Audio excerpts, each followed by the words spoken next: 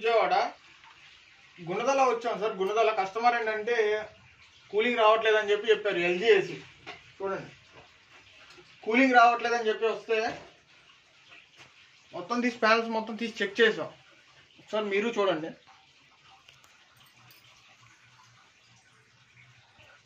Oil trace కనబడుతుందా?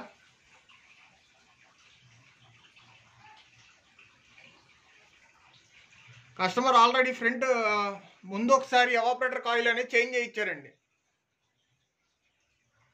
Evaporator coil అనేది change చేయించారు. డస్ట్ కూడా చూడండి ఎలా ఉందో. డస్ట్ చూసారు ఎలా ఉందో.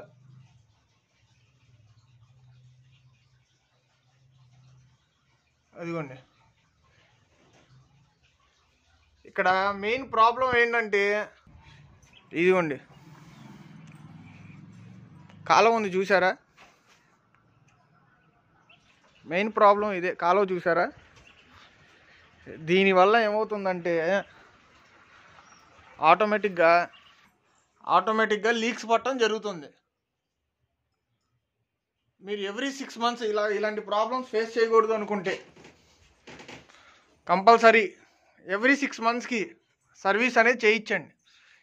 ఇక్కడ కాలువల దగ్గర ఉన్నోళ్ళు కంపల్సరీ ఎవ్రీ 6 months దగ్గరికి సర్వీస్ అనేది చేయించండి. చేయిస్తే ఇలాంటి కంప్లైంట్స్ అనేది ఉండదు. ఒక 90%లో ఒక 60% అయినా సేవ్ చేసినట్టు ఉంటుంది. ఓకేనా?